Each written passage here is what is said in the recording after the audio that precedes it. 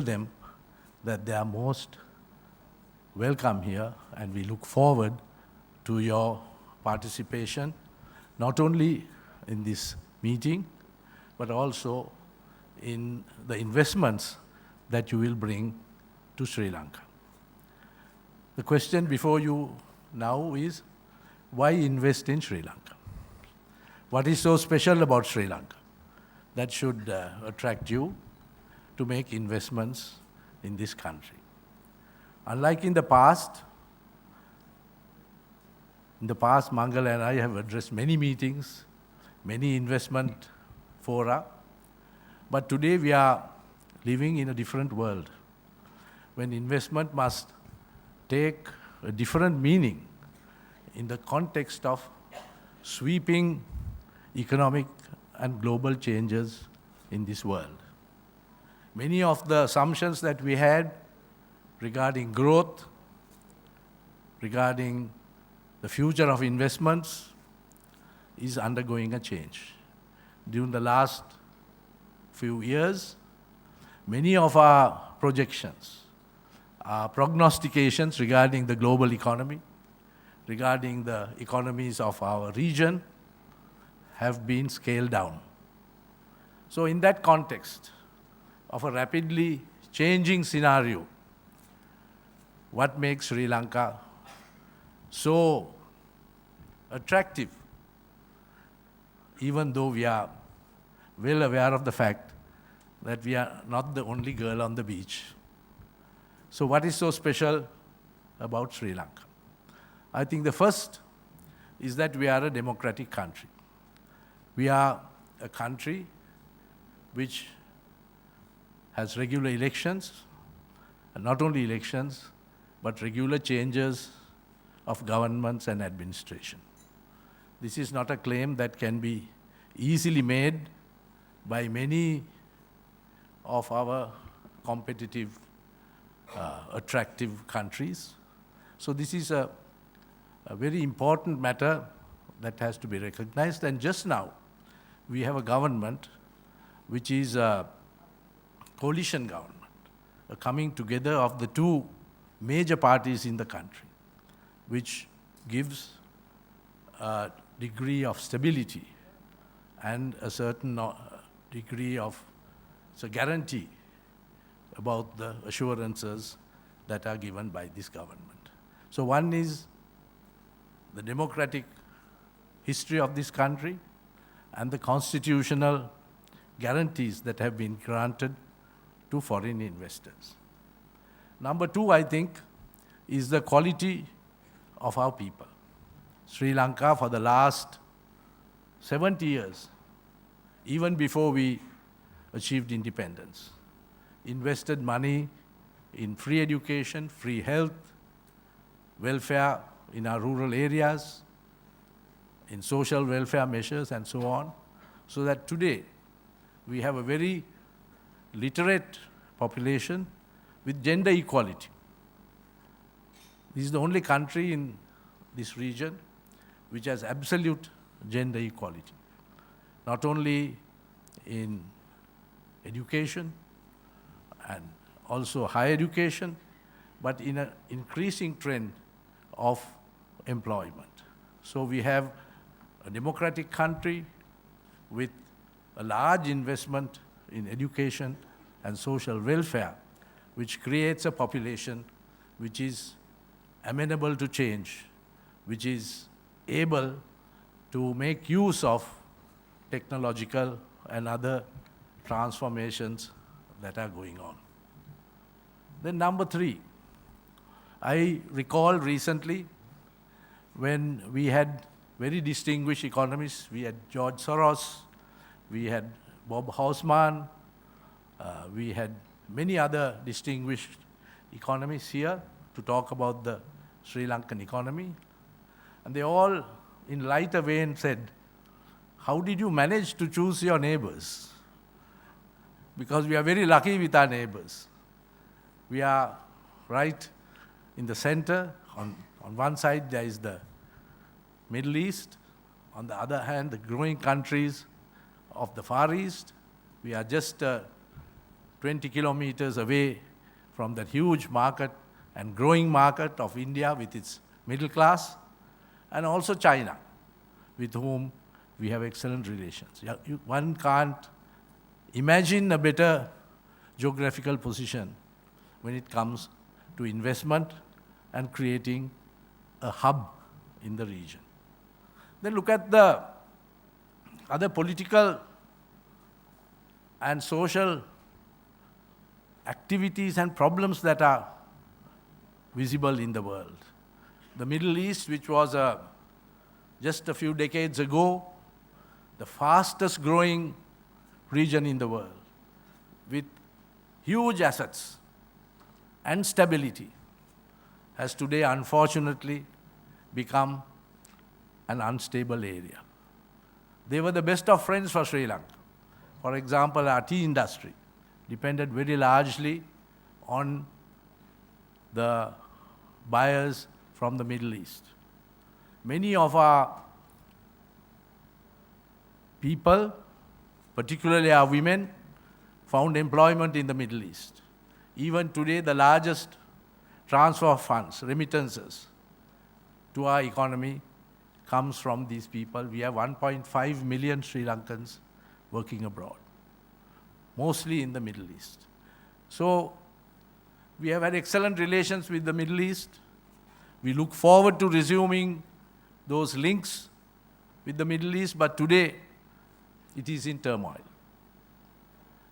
The economies of China and India have had to be downgraded. Their strategies have to be changed. For example, the export-led growth of the Chinese economy is now being transformed, looking more at the internal markets and also pushing out the not so efficient economies.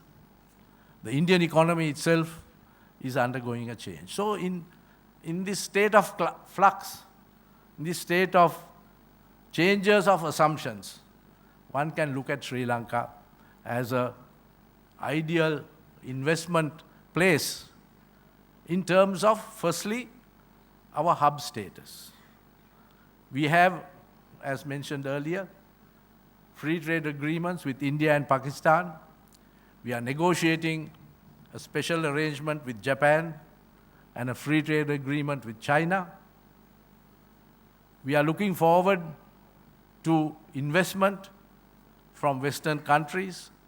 So the Sri Lankan investment climate, both in constitutional terms, in terms of changing the laws of this country, and even more than that, a welcoming environment, makes Sri Lanka an attractive place for investment. We also have to remember that the type of facilities that are necessary for large-scale investment are available in Sri Lanka. Firstly, access to land. This is a major problem for investors because in other countries, even if you can identify the land, there are so many constraints. There are so many states, there are devolved authorities. In Sri Lanka, we also have our devolved provinces, but we are faster off the track when it comes to giving approvals and getting the show on the road. I refer particularly to the emerging areas for investment in Sri Lanka. I don't want to go into our traditional areas such as the commodities, agricultural commodities, and the immigration or finding of employment in other countries which have been traditional sources of foreign resources for Sri Lanka. But what about the emerging areas? The number one emerging area is tourism. If you look at all our competitors, Sri Lanka is the place where you can get value for money. We have to expand our tourism, which is now roughly in the area of 2 million, I think a little bit less, but let's say 2 million tourists a year. This is nothing compared to our competitors or comparable areas in our region. If you take Thailand, it's 30 million. If you take Singapore, it's also 25 to 30 million. Even the post-war or post-conflict states like Cambodia, like Rwanda, like Laos, they are attracting more tourists than we do.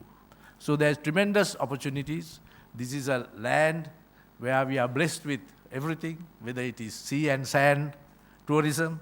We have a lot of leaders of the our local tourist industry here, particularly Chari, who is a pioneer of that. So we have, if you want cultural tourism, if you want wildlife, if you want sea and sand, you name it, and some of the things that you can't name either, we can find that in Sri Lanka. So there is tremendous possibilities for developing Sri Lanka. Number two, which we have not thought of so much, is the natural resources. We have so much of resources underground in Sri Lanka. Not only the gems and the precious stones, which we are famous for, but the latest research is showing we have lots of ilmenite, lot of very valuable, rare commodities, in addition to the traditional things like graphite, mica, and so on. So there's a lot of possibilities in Sri Lanka in exploration and using of our underground or untapped resources, which have really not figured in our development programs so far. The third area I want to emphasize is what is called the blue economy. I'm not referring to the colors of my party and the old colors of Mangala. The blue economy. Blue economy, Sri Lanka is a fantastic opportunity because you know from the southern tip of Sri Lanka all the way to the South Pole, we have only ocean. You look at all the other areas which are today trapped in territorial and various other conflicts, where they cannot fully exploit the sea. Sri Lanka has tremendous opportunities. That is an untapped area for Sri Lanka, and that's an area where I think we can make tremendous progress. So there are so many areas, new initiatives. You know that there is exploration for oil going on. Very soon we will be advertising for global companies to come and explore for oil and gas in our territories. So we have to think afresh.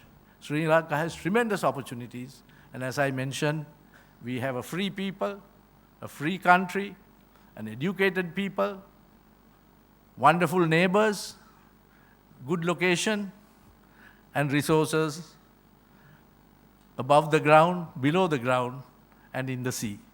So that's quite an attraction, I think. Please think of Sri Lanka, invest in Sri Lanka, and we, on behalf of the government, we look forward to helping you to make that investment decision. Thank you very much.